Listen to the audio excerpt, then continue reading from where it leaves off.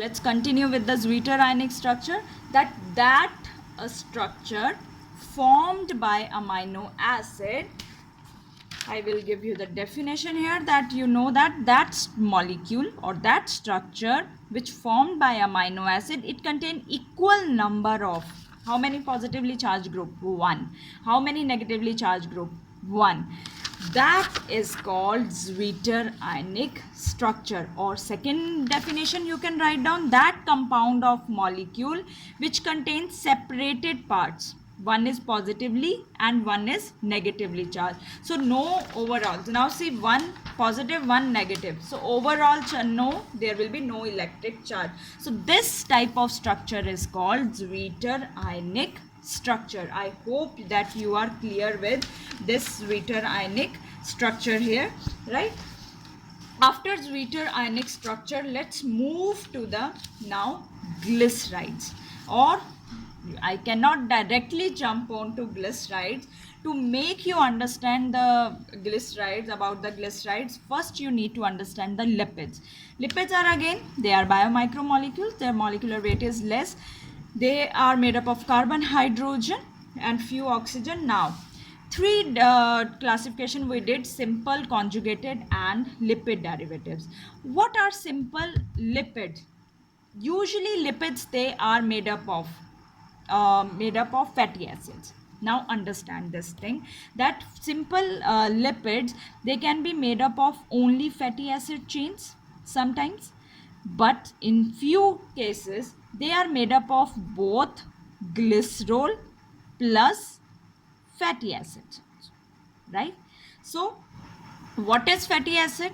Fatty acid is which is having the carboxyl group attached with the functional group.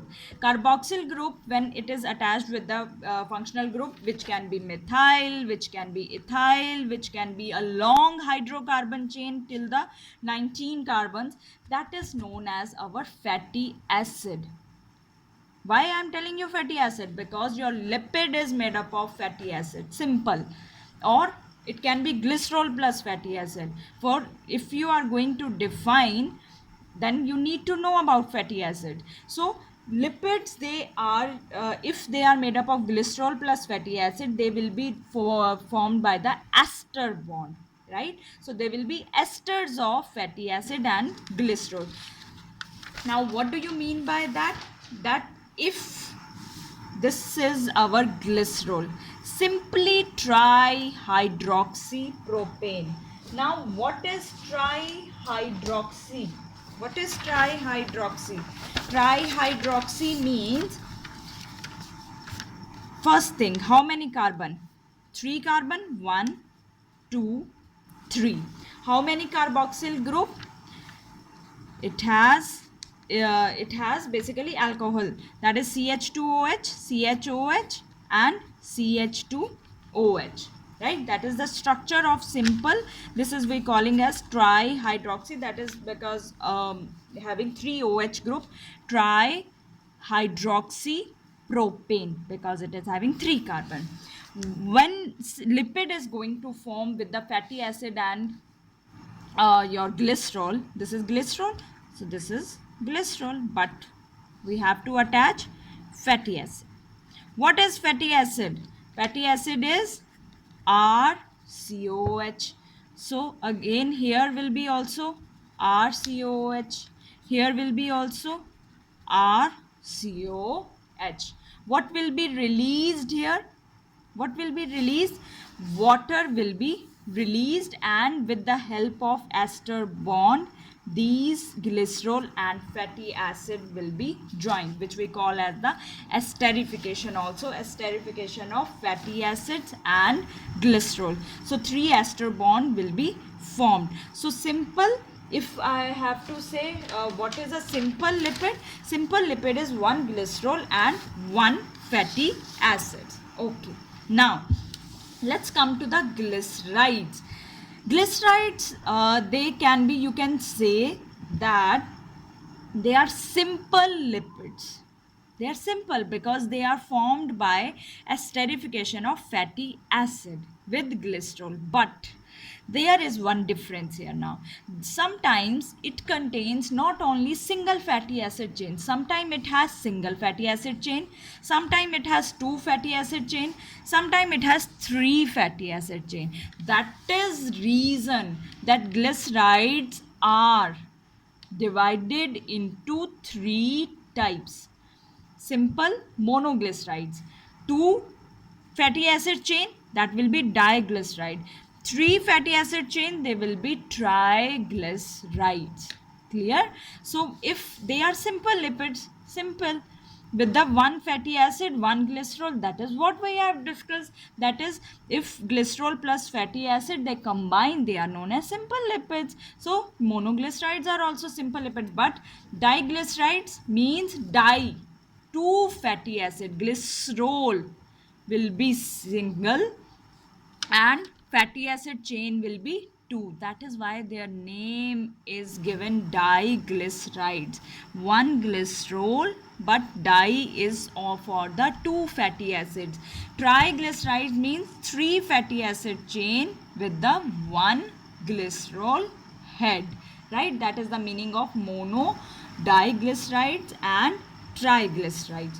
I hope that you are clear with this point, that triglycerides, because they are now little complex glyceride, so they can be fats and oil based on their melting point. Right? This is about the glycerides. Now let's talk about the structure of proteins, because we have just finished with the amino acids. So amino acids, they combine to form the peptide chain. Peptide chain, many peptide chain, they form a molecule which is known as the protein. So proteins, they have different structures and they are classified on the basis of their structure. Clear? They can be primary, they can be secondary, tertiary, quaternary. I always tell you that primary means very simple structure. So what are proteins made up of? First thing, they are made up of amino acid. One amino acid, two amino acids. Suppose there is glycine, serine, tryptophan, then there is glutamic acid. They combine together, they will form a chain. How many bonds? 1, 2, 3, 4, 5. There can be many bonds.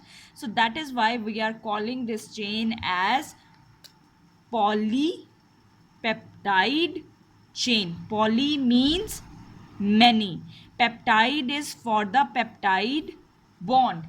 Clear? So why this bond, this is known as peptide bond, which is joining together two amino acid together. So this is form the this is responsible to form the polypeptide chain. So primary means we are telling you to just take amino acids and join them. Take one amino acid, two amino acids, and just join them like this. One amino acid, glycine. Take second amino acid, serine. Take another amino acid, proline. So join so many amino acids. This chain will be known as polypeptide chain, right? And that forms the structure, simple structure, which is known as primary structure. So whenever your protein is secondary structure or tertiary structure, the first structure will be that amino acid they will join with the help of peptide bond. But exception also I told you that insulin is primary, but that is functional protein. Now come to the little complex structure, that is the secondary structure. Now here in secondary structure we have two types of situation, right? Either your structure either your structure, it can be like this, it can be helix. It can be helix, or if they are two, you have two polypeptide chain, they can be pleated. They can be in the pleated form. They can be basically, these are the two polypeptide. These are two polypeptide chains. So when two polypeptide chains combine, they form this kind of structure. When you have single peptide chain or polypeptide chain, that is the alpha helix. right? So this is the most common, alpha helix is most common secondary structure than the beta pleated sheet. If your structure is alpha helix, then the first amino acid they will join by the peptide bond, but those amino acid which are far from each other, they will be joined by the hydrogen bonds. So two bonds I told you that responsible here, with one is hydrogen and one is the peptide bond. Now if you have two polypeptide chain, the structure will be different, that will be beta pleated, but the far amino acid they will be joined by the hydrogen bond. So secondary protein that can form in the two ways, either it form the helix, depending on you having depending on the number of chains. If your chain is 1 or the protein is showing the secondary structure, then it can be alpha helix, it is alpha helix. If you have two polypeptide chain, the structure is secondary of your protein, then it will show the beta pleated structure here.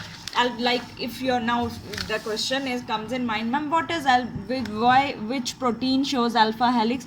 Keratin shows alpha helix, and like your hair, then protein which found in your hair, which protein found in your nails, that is the keratin.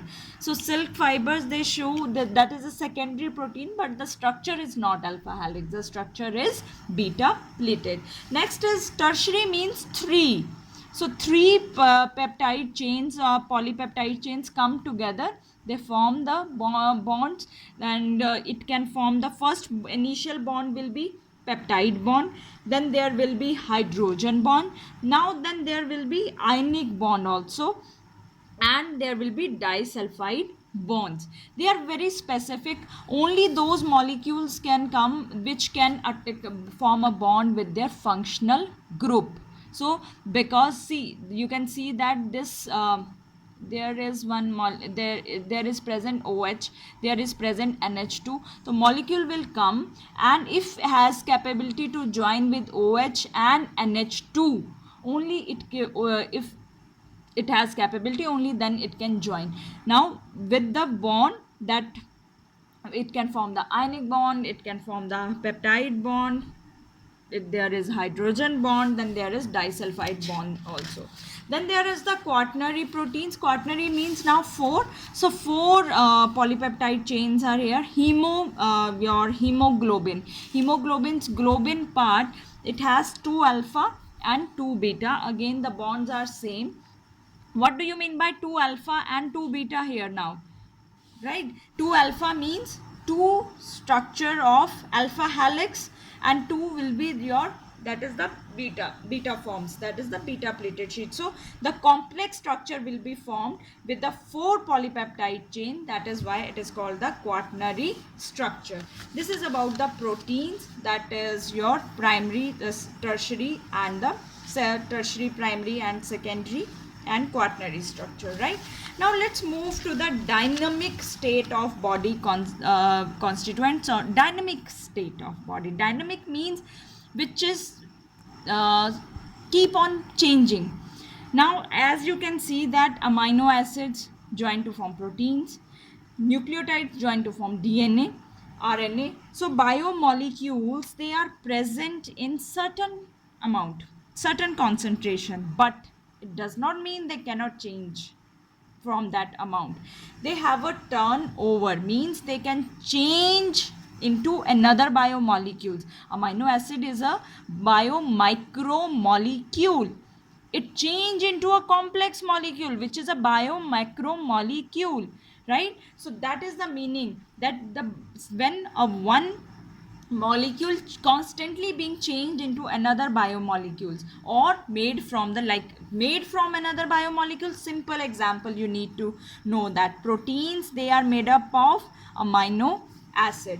So all those chemical reactions which are occurring in our body, in a living cell, in an organism, they are known as metabolism.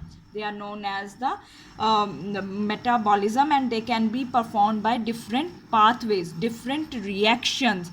in which one biomolecule change into another form, and all these metabolic reactions, they help only with the help, they takes place only with the help of enzyme. The all metabolic reactions, they are enzyme based reactions, right?